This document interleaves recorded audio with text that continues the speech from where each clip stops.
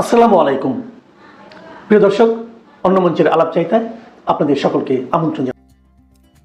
জাহেদ তো আমরা জানি, আমরা যারা 24-এর আগে পরে খবর রেখেছি, জাহেদ ভারতের বিরুদ্ধে মিথ্যা বিষোদ্গার করেছে।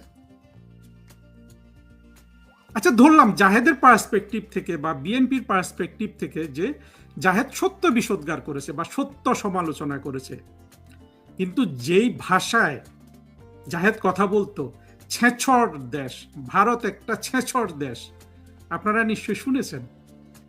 আচ্ছা বলুন তো, আপনার দেশকে কোনো কোনো একটা দেশের নাগরিক যদি এইরকম বলে, বাংলাদেশকে বলে, আমার আপনার কেমন লাগবে?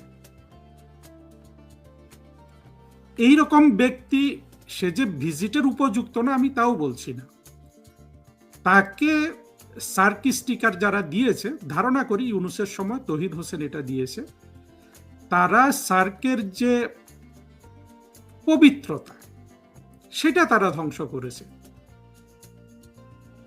কারণ এইরকম যদি আরো কিছু মানুষ পেতে থাকে, তখন তো সার্কি স্টিকার থেকে ধরেন এটা ভারতের বিরুদ্ধে যদি এই ধরনের কথা বলা লোকজন সার্কি স্টিকার পায়, ভারত তো সার্কি স্টিকার থেকে তাকে প্রত্যাহার করে নিবে। আমরা জানি ইতিমধ্যে পাকিস্তানের ব্যাপারে ভারতের অবজেকশন আছে, সার্কি স্টিকার নিয়ে পাকিস্তান থেকে কেউ ভারতে ভ্রমণ করতে পারবে না। বাংলাদেশ থেকেও যদি এভাবে আরো কয়েকজনকে দেয়া হয়, মনে করেন জাহেদকে দিল একটা স্টিকার, ফুয়াদকে একটা স্টিকার দিল, তারপর আপনার সার্জিস হাসনাত, এগুলোকে একটা করে স্টিকার দিয়ে দিল, তাহলে কি সার্কের পবিত্রতা রক্ষা হবে? একদম বিষয়টা আমি একদম নিউট্রালিটির জায়গা থেকে বলছি, একদম আপনার কোনো ধরনের পক্ষপাত না করে। সার্কটা তো আসলে বিএনপির কাছে অনেক বেশি পবিত্র। জিয়াউর রহমান সাহেব সার্কের ইনিশিয়েটর, পরবর্তীতে এটা জিয়াউর রহমান সাহেবের উদ্যোগে পরে হোসেন মোহাম্মদ এরশাদ আমাদের রাষ্ট্রপতি, তার আমলে বাংলাদেশের সার্ক প্রতিষ্ঠিত হয়। এটা মোটামুটি বিএনপি এটাকে খুব পবিত্র জ্ঞান করে যে প্রেসিডেন্ট জিয়াউর রহমান সার্কের উদ্যোগ নিয়েছিলেন। আপনি যদি এই দৃষ্টিভঙ্গিতে থেকে দেখেন, তাহলে জাহেদকে সার্কি স্টিকার যারা দিয়েছে, তারা বিএনপির যে এক ধরনের আপনার সার্ক নিয়ে তাদের যে একটা উচ্ছ্বাসা আছে, সেই উচ্ছ্বাসার বিরুদ্ধে কিন্তু তারা কাজ করেছে, সেই ইউনূস বাহিনী বা তৌহিদ হোসেন বাহিনী। আবার তারেক রহমান এই সার্কি স্টিকার নিয়ে জাহেদকে ভারতে যাওয়ার ক্ষেত্রে, অবশ্য তিনি এতটা জেনে দিয়েছেন সেটা বলবো না, অর্থাৎ নিজের অজান্তে তিনিও কিন্তু সার্কের স্পিরিটের বিরুদ্ধে একটা কাজ করেছে বাংলাদেশ সরকার। তাহলে জাহেদের যে আপনার ভারতে যাওয়া, এইটা সবুজ পাসপোর্ট নিয়ে যাওয়াটা কোনো ইস্যু না ভারতের দৃষ্টিভঙ্গি থেকে যদি আমরা দেখি। সার্কি স্টিকার নিয়ে যাওয়াটা একটা ইস্যু, কেননা ওই সার্কি স্টিকার ভারত তো অলরেডি, ভারতীয় কর্তৃপক্ষ জেনে গেছে যে জাহেদ তাদের বিরুদ্ধে সমালোচনা করেছে, বিষোদ্গারও না বললাম, এমন সমালোচনা করেছে যেটা যে কোনো দেশ শুনলে, অর্থাৎ যার বিরুদ্ধে করবে এবং সত্য করলেও যে ভাষায় করেছে।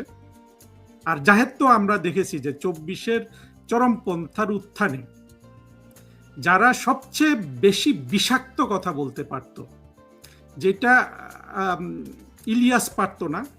ইলিয়াস তো আপনার অশ্লীল গালিগালাজ করা ছাড়া আসলে কিছু বলতে পারে না।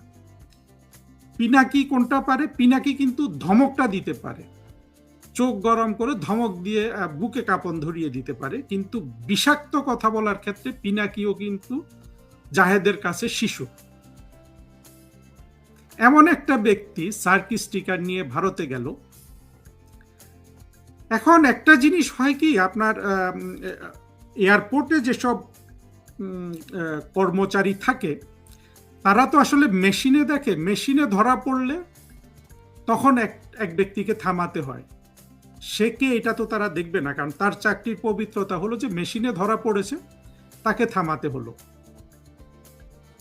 কিন্তু যখন রাষ্ট্রদূত পাশে বসে সাক্ষ্য দেয় যে এই ব্যক্তি বাংলাদেশের অমুক তমুক, তখন কিন্তু আর আপনার এই মেশিনের থেকে বিষয়টা উজ্জ্বল হয়ে কর্তৃপক্ষের কাছে চলে যায়। অর্থাৎ যে ব্যক্তি কাজ করছে টেবিলে, সে যাবে তার ঊর্ধ্বতন কর্তৃপক্ষের কাছে, সে যাবে তারও ঊর্ধ্বতন কর্তৃপক্ষের কাছে। এইভাবে রাষ্ট্রদূত যদি পাশে বসে থাকে, এটা যেতে যেতে অনেক দূর যেতে পারে। যুক্তরাষ্ট্রে হলে হয়তো ধরেন কোনো কেরানির হাতে যাবে, ভারতে হলে বাংলাদেশের রাষ্ট্রদূত এটা যেতে যেতে প্রাইম মিনিস্টার নরেন্দ্র মোদী পর্যন্ত যেতে পারে। একইভাবে বাংলাদেশেও তাই, ভারতীয় হাইকমিশনার যদি এইভাবে এক ব্যক্তির জন্য চেষ্টা করে যে তার দেশের সাধারণ পাসপোর্ট বা ন্যাশনাল পাসপোর্ট নিয়ে এসছে আর একটা সার্কিট স্টিকার নিয়ে এসছে, এয়ারপোর্টের মেশিনে ধরা পড়ে গেল, অর্থাৎ যারা আপনার এই ইমিগ্রেশন কর্তৃপক্ষের মেশিনে ধরা পড়লো, কিন্তু রাষ্ট্রদূত এমন ফোন টোন শুরু করলো, প্রধানমন্ত্রী তারেক রহমানের কাছে চলে গেল। এটা কিন্তু সম্ভব। যখন উচ্চতর কর্তৃপক্ষের কাছে যায় তখন মেশিনের প্রবলেমটা সারানোর কিন্তু ব্যবস্থা থাকে। আমরা দেখছি যে জাহেদের ক্ষেত্রে এই জিনিসটা কাজ করেনি। আর ভারতে বর্তমানে যে হাই কমিশনার আছে তার সম্পর্কে আমি যা যা বলেছি তা যদি আপনারা স্মরণ করেন, সেগুলো আজকে বলছি না। এই হাই কমিশনার কিন্তু রিয়াজ হামিদুল্লাহ অত্যন্ত অস্থির চিত্তের একটা মানুষ। আমি খুব দেখতে পাচ্ছি যে এই অবস্থায় রিয়াজ হামিদুল্লাহ কি না করছে, কার হাত পানা ধরছে। রিয়াজ হামিদুল্লাহ এই ধরনের পরিস্থিতিতে পড়লে, আর জাহেদ তো একটা স্টার, এত আমরা দেখছি যে তারেক রহমান সরকারের মুখপাত্রই হলো জাহেদুর রহমান। যদিও সে প্রতিমন্ত্রীর মর্যাদায়, কিন্তু যখন সে আপনার মুখপাত্র, সাপ্তাহিক ব্রিফিং করে সরকারের নীতিমালা, অত্যন্ত গুরুত্বপূর্ণ ব্যক্তি না, বোঝেন রিয়াজ হামিদুল্লাহর অবস্থাটা কি। আর সে কিন্তু অস্থির চিত্তের একটা মানুষ। এই অবস্থায় বোঝাই যায় যে তার সর্বোচ্চ সক্ষমতা সে ব্যবহার করেছে। আপনার কূটনৈতিক পাসপোর্ট যদি নাও থাকে, রাষ্ট্রদূত যদি পাশে থাকে, ওইটাই কিন্তু কূটনৈতিক পাসপোর্ট হয়ে যায়। জাহেদের ওই সাধারণ পাসপোর্টটাই রাষ্ট্রদূত যেহেতু পাশে বসে তদবির করছে, ওইটা ডিপ্লোম্যাটিক পাসপোর্ট হয়ে গেছে। তার মানে হলো যে বিষয়টা ভারত তদবিরটা গ্রহণ করে নাই, তারপরও আপনার জাহেদ কি স্ক্রুটিনি করছে, পরীক্ষা নিরীক্ষা করেছে, পকেটে হাত দিয়েছে, হয়তো বা স্ক্যানারে বসিয়েছে। আমরা জানি না আসলে কি হয়েছে, এগুলো তো তারা বলবে না কখনো। আমার মনে হয় আপনারা বুঝতে পেরেছেন যে জিনিসটা যে আমি যেটা বলতে চাচ্ছি, আমার মনে হয় না যে জাহেদ একটা কূটনৈতিক পাসপোর্ট নিয়ে গেলেই সমস্যার সমাধান হয়ে যেত। হ্যাঁ, যে জিনিসটা আছে, ভারতে কূটনৈতিক পাসপোর্ট নিয়ে গেলে ভিসা লাগে না। আমি এটাই জানি, এখন 1-2 বছরে কোনো নিয়ম চেঞ্জ হয়েছে কিনা। ইন্ডিয়ান ডিপ্লোম্যাটদেরও বাংলাদেশে কূটনৈতিক পাসপোর্ট নিয়ে আসতে ভিসা লাগে না। তবে যারা সতর্ক ব্যক্তি, যারা হাই অফিসিয়াল এবং সতর্ক ব্যক্তি, তারা ভিসা না লাগলেও কিন্তু একটা ভিসা নিয়ে নেয়। কথাগুলো খুলে বলছি যাতে ভবিষ্যতে কারো যদি এই ধরনের সমস্যা আর যাতে কেউ না পড়ে, সেই কাজে আপনারা ব্যবহার করতে পারেন। আপনার কোনো দেশে যেতে ভিসা লাগবে না, তারপরেও সেই দেশে একটা ফোন করা যায় দূতাবাসে যে আমার এই অবস্থা, এই আমি যেতে পারবো কিনা। যারা ঝামেলা এড়াতে চায়, আমি দেখেছি অনেকে ভ্রমণ করার আগে প্রতিটা জিনিস খুঁটে খুঁটে রি-এক্সামিন করে, ডাবল চেক করে। আবার অনেকে আছে জাহেদের মতো, একটা পাসপোর্ট হাতে নিয়ে চলে যায়। ফলে ভারতীয় কর্তৃপক্ষ তার ওই যে কূটনৈতিক পাসপোর্ট ছিল না, এই জন্য তাকে আটকেছে, সার্কিট স্টিকার। আসলে তাকে, আমার ধারণা, সে যদি ডিপ্লোম্যাটিক পাসপোর্ট নিয়েও যেত, অন্তত ডিপ্লোম্যাটিক পাসপোর্ট না থাকাতে তার ওইটা 5 থেকে 10 মিনিটের সমস্যা হওয়ার কথা, এত লম্বা সমস্যা হওয়ার কথা নয়। এর বেশি আসলে আমার খুলে বলার কিছু নাই। তবে পররাষ্ট্র মন্ত্রণালয়ের মুখপাত্রের দেখবেন একটা মাত্র বাক্য সে বলেছে, যেই জিনিসটা নিয়ে, যেই জাহেদ কাণ্ড, বাংলাদেশের ইতিহাসে এই ধরনের কাণ্ড আর ঘটেনি। মতিউর কাণ্ড থেকে শুরু করে ছাগল কাণ্ড সবকে অতিক্রম করে একটা কাণ্ড ঘটিয়ে ফেলেছে। ঘন্টার পর ঘন্টা ফেসবুকে, ইউটিউবে লেখা হয়েছে, আলোচনা হয়েছে। সেটা কিন্তু ভারত সরকারের একজন যুগ্ম সচিব পর্যায়ের কর্মকর্তা এক বাক্যে শেষ করে দিয়েছেন। কি বুঝলেন এটাতে? আমরা বুঝলাম এটাতে যে তাদের কাছে এটা আসলে কোনোই গুরুত্বপূর্ণ বিষয় নয়। ঘন্টার পর ঘন্টা, অন্তত সরকারের কাছে ঘন্টার পর ঘন্টা আলোচনা করার বিষয় নয়, এবং এটা নিয়ে দিস্তায় দিস্তায় কাগজ খরচ করারও বিষয় নয় তাদের কাছে। পররাষ্ট্র মন্ত্রণালয়ের মুখপাত্রের আরেকটা বক্তব্য খুব গুরুত্বপূর্ণ, হিন্দুদের রক্ষা করার ব্যাপারে বাংলাদেশ সরকারকে আহ্বান জানিয়েছে। এই ব্যাপারে আসলে আমি বলবো যে ভারতের আরো সোচ্চার হওয়া উচিত বাংলাদেশের হিন্দুদের ব্যাপারে। ভারত এই জায়গাটায় সবসময় গাফিলতি করে। আমি মনে করি যে যে কোনো দেশে যে কোনো ধরনের মাইনরিটির যে কোনো দুরবস্থার জন্য সেই দেশের মেজরিটি পিপল দায়ী, এবং সেটার ব্যাপারে সারা বিশ্বের মানুষের কণ্ঠ উপরে তোলা উচিত। হ্যাঁ, আমাদের দেশের মৌলবাদীরা তো বলে যে ভারতেই মুসলমানদের নিধন করা হচ্ছে, কিন্তু বাস্তবতা আমরা কি দেখি? বাস্তবতা দেখি, দেখেন 1947 সালে আমাদের এই ভারতবর্ষ তো ভাগ হয় হিন্দু মুসলমান এর ভিত্তিতে। হিন্দুরা কেন ভাগ হলো? মুসলমানরা ধরছিল যে ভারতের মধ্য থেকে তারা সমান অধিকার পাবে না। তাহলে হিন্দুদের এখানে নিশ্চিত করার দায়িত্ব ছিল যে না, সমান অধিকার দেয়া হবে। এটা করতে না পারা হিন্দুদের ব্যর্থতা। গোটা ভারতবর্ষে তো হিন্দু মেজরিটি, বা তাদের কেন্দ্রে যেসব নেতা ছিলেন, গান্ধী, নেহেরু, আরো অনেক আছে, তারা সবাই হিন্দু। নিশ্চিতভাবে এটা তাদের ব্যর্থতা। আমি যে মূল্যবোধে বিশ্বাস করি সেটা অনুযায়ী।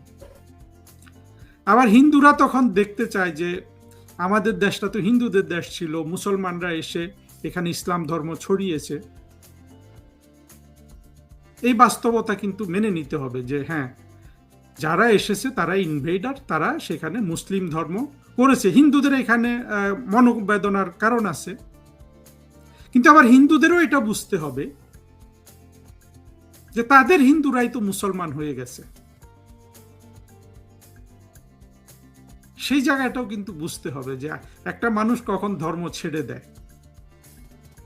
অনেক সময় তলোয়ারের কারণে ছাড়ে, অন্যান্য কারণেও ছাড়ে। সুতরাং এই তর্কটাতে আসলে যাওয়া অত সহজ নয়, অনেক কঠিন ব্যাপার। পরবর্তীতে দেখেন যখন দেশ ভাগ হয়ে গেল, পাকিস্তানে কত ভাগ হিন্দু ছিল তখন আমি জানি না, এখন যেটা পাকিস্তান বা আমাদের ৭১-এর আগে পশ্চিম পাকিস্তান, সেই দেশ পুরোপুরি হিন্দু ছাড়া হয়ে গেছে।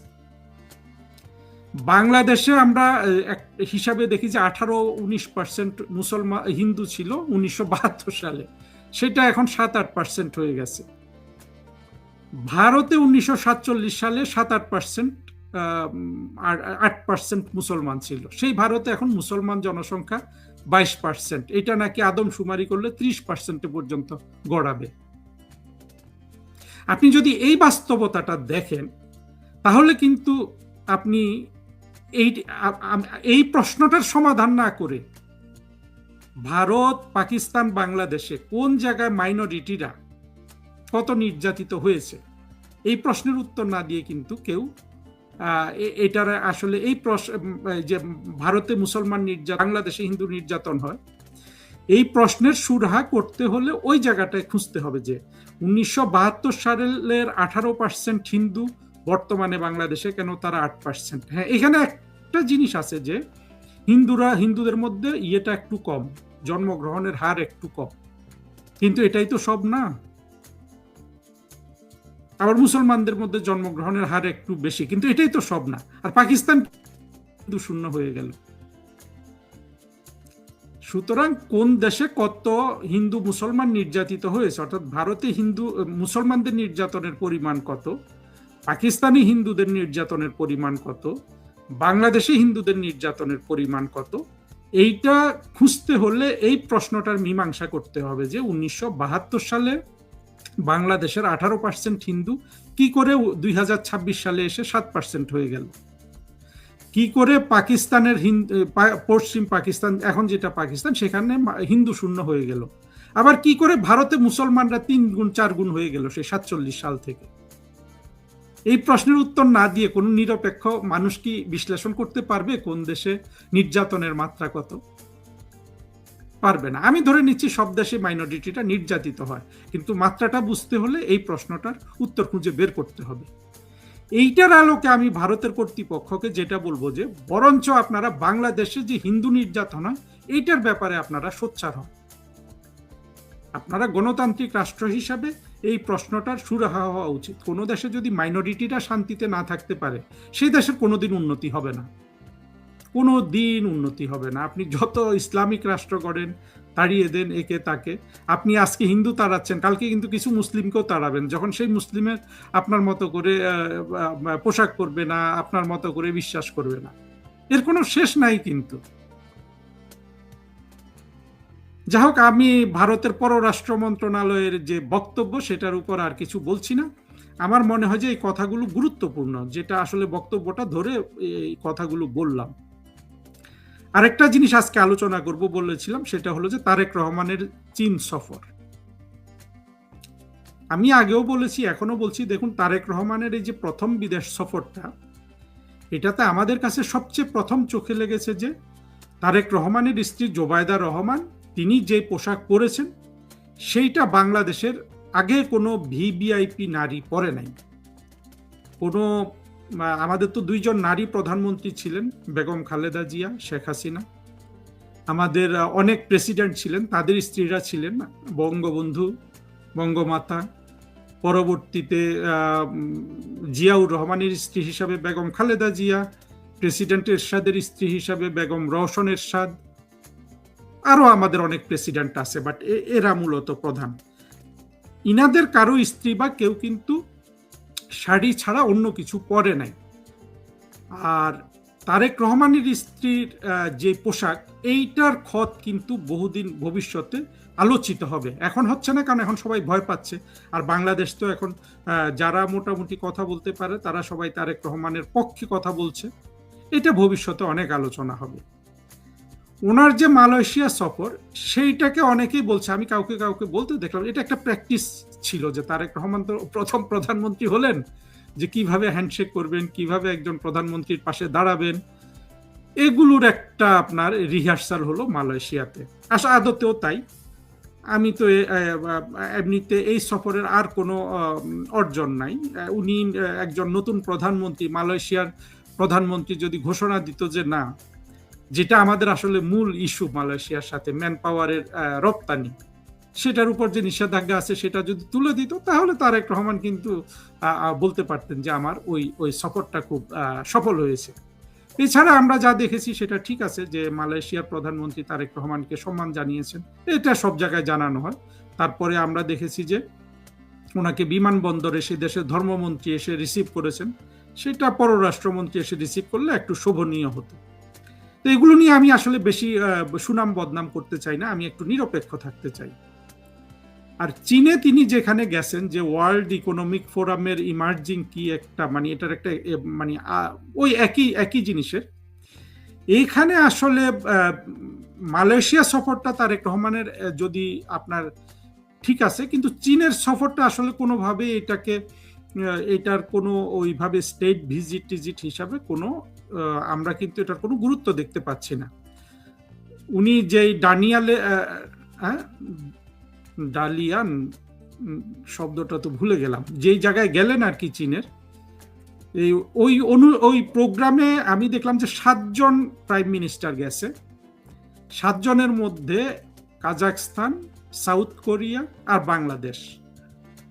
বাকি যে আরো 4 জন, এগুলো আরো ছোট। যেমন আমি দেখলাম মন্টিনিগ্রোর প্রাইম মিনিস্টার গেছে। মন্টিনিগ্রো হলো আমাদের একটা উপজেলার সমান। আমি নিজে মন্টিনিগ্রো অনেকবার গেছি সরকারি কাজে। 2-3 লাখ, 3-4 লাখ হবে বোধ হয়, 5 লাখের বেশি হবে না জনগণ সেই দেশে, ছোট্ট একটা দেশ মন্টিনিগ্রো। এরকম আরো কয়েকটা রাষ্ট্রের প্রাইম মিনিস্টাররা গেছেন। এই ধরনের আপনার প্রোগ্রামে যারা স্বাগতিক দেশ থাকে, ধরেন এখানে যেমন চীন, তারা চায় যে যত প্রেসিডেন্ট প্রাইম মিনিস্টাররা আসুক তত তাদের জন্য এই ওয়ার্ল্ড ইকোনমিক ফোরামের এই যে বলা হচ্ছে যে সামার দাভোসের যে প্রোগ্রাম, এখানে যত বেশি প্রাইম মিনিস্টার প্রেসিডেন্ট আসবে তত এটার প্রোফাইলটা বাড়বে, মর্যাদা বাড়বে, এবং আয়োজক হিসাবে তত চীনের সুনাম বাড়বে। সেই জন্য অনেক প্রেসিডেন্ট প্রাইম মিনিস্টারকে মানে যেগুলো পৃথিবীর মধ্যে কম গুরুত্বপূর্ণ তাদেরকে এসব জায়গায় ধরে ধরে আনার চেষ্টা করা হয়। এখানে যদি 10টা-20টা প্রেসিডেন্ট প্রাইম মিনিস্টারও থাকতো তাহলে কিন্তু অবাক হওয়ার কিছু ছিল না। আমরা দেখেছি যে ইউনূস খুঁজে খুঁজে এই ধরনের প্রোগ্রামে চলে যেত বাংলাদেশের টাকা পয়সা নষ্ট করার জন্য। একেবারে ভিখারির মতো, বেহায়ার মতো কিন্তু ইউনূস এগুলাতে চলে যেত। ওর বড় পেটটা নাড়িয়ে নাড়িয়ে কিন্তু ইউনূস এগুলাতে চলে যেত বাংলাদেশের গরিব একটা দেশের টাকা পয়সা নষ্ট করে। সে কিন্তু 2 বছরে অনেকবার বিদেশ সফর করেছে। সেই তুলনায় তারেক রহমানের এটা প্রথম সফর হিসাবে ঠিক আছে, কিন্তু আমি তারেক রহমানের পার্সপেক্টিভ থেকে যেটা বলতে পারি যে প্রোফাইল হিসাবে এটা এই ভিজিটটা চীনে উনি একটা স্টেট ভিজিট যদি করতেন, চীন অবশ্যই সেটা আয়োজন করত, কারণ চীন এগুলা করে। আমরা দেখেছি চীন ইতিপূর্বে মালদ্বীপের প্রেসিডেন্টকেও স্টেট ভিজিট করিয়েছে, কি সুন্দর জাঁকজমকপূর্ণ। সেই তুলনায় তারেক রহমানকে যেটা দেখলেন ওনার যে রিসেপশন বেইজিংয়ে, আর এই ধরনের প্রোগ্রামে গেলে এইটাই রিসেপশন হয়। ভাববেন না যে আমরা বলছি মানে চীনের প্রধানমন্ত্রী এসে তাকে কেন রিসিভ করলো না। এইসব প্রোগ্রামে যেইভাবে তারেক রহমানকে রিসিভ করেছেন এইভাবে অন্য কেউ বাংলাদেশ থেকে গেলেও কিন্তু এইভাবে রিসিভ করা হতো। মূল কথা হলো যে এই প্রোগ্রামটারই আসলে একজন প্রধানমন্ত্রীর জন্য অতটা গুরুত্বপূর্ণ কিছু না। এখন শুনছি যে চীনেও উনি সামরিক বিমান কিনবেন, যুক্তরাষ্ট্র থেকে যেরকম বেসামরিক বিমান কিনেছেন। সেগুলো আসবে সামনে, কি হয় আমরা দেখব, কতটা গোপনে হয় কতটা প্রকাশ্যে হয়। গোপন জিনিস নিয়ে আমি বেশি আলোচনা করতে চাই না, কারণ যারা আমার এই ইউটিউব এবং ফেসবুক লাইভ বা প্রোগ্রামগুলো দেখবেন তাদেরকে আমি আসলে চমকের মধ্যে ফেলতে চাই না। আপনারা যাতে সঠিক তথ্যটা জানতে পারেন, সঠিক তথ্য জানলে তো সবাই নিজেরাই বিশ্লেষণ করতে পারে। আমরা তো গুজবের রাজ্যে বসবাস করি, হঠাৎ কি হইল, হঠাৎ হইল কেন, এই হইল কেন। তো সেগুলোতে আমি যাব না, যাতে দীর্ঘমেয়াদী একটা ট্রাস্ট বিল্ড আপ হয় আমার মধ্যে এবং আমার বন্ধুদের মধ্যে। গুজববিহীন কথাবার্তা হবে। দীর্ঘমেয়াদে ট্রাস্ট বিল্ড আপ হওয়া সহসা চমক সৃষ্টি করার চেয়ে আমি অন্তত মনে করি যে বেশি ভালো আর কি আমাদের সবার জন্য। তো আজকে মনে হচ্ছে লাইভটা হলো, আপনাদের কাছ থেকে বিদায় নিচ্ছি। সবাই ভালো থাকবেন, আপনাদের উৎসাহ চাই, এবং আমাদের যে মূল এজেন্ডা বাংলাদেশকে জুলাই মুক্ত করা, বাংলাদেশে মুক্তিযুদ্ধের চেতনা প্রতিষ্ঠিত করা, বাংলাদেশকে একটা অসাম্প্রদায়িক আধুনিক উদার গণতান্ত্রিক রাষ্ট্রে পরিণত করা, প্রধানমন্ত্রী শেখ হাসিনার হাতকে শক্তিশালী করা, এগুলো কিন্তু আমার এই চ্যানেলের এই চেষ্টার মূল উদ্দেশ্য। কিন্তু সেটা আমরা বস্তুনিষ্ঠতার সাথে করতে চাই। আমি কিছুদিনের মধ্যে টক শো শুরু করব, যদি সবাই সাড়া দেন, এবং সেখানে অবশ্যই আমি চাইবো যে আমার টক শোতে সবাই আসুন, যারা যারা বাংলাদেশ আমাদের চিন্তার বিরোধী কথাবার্তা বলেন। আমি যদিও তাদেরকে গালাগালি করি, অনেক সময় তাদেরকে আমি গালাগালি মানে আমার পরিমিতি বোধের মধ্যে করি, যদিও ফেসবুকে একটু মাঝে মধ্যে করি। তাদের সবাইকে আমি সসম্মানে এনে তাদের সাথে কথা বলতে চাই। যাদের কথার সাথে আমার মতের মিল নেই তারা যদি আসেন আমি বেশি খুশি হব। যে কেউ হতে পারেন, বিএনপির যে কেউ, জামাতেরও আসতে পারেন, আওয়ামী লীগের তো আসবেন আশা করছি, কারণ আমি তো আওয়ামী লীগকে সমর্থন করি। রাজনৈতিক দল হিসাবে আমার সমর্থনের দল হইল আওয়ামী লীগ। কিন্তু যারা আমাদেরকে ভুল পথে পরিচালিত করছে তাদের কথাগুলো আমি একটু শুনতে চাই এবং আমার কথা বলতে চাই, দেখি তারা আমার কথার উত্তর দিতে পারে কিনা। সেই চ্যালেঞ্জ সবসময় থাকলো। আর কিছু কিছু টক শো আমি ইংরেজিতে করব যদি বিদেশি অতিথি পাই। বাট আপনাদের সবার সহযোগিতা লাগবে, ভালোবাসা লাগবে, এবং কিছুটা সহ্য করতে হবে। টেকনোলজি ইত্যাদির কারণে অনেক সময় আসলে এগুলা ঠিক মতো করা হয় না।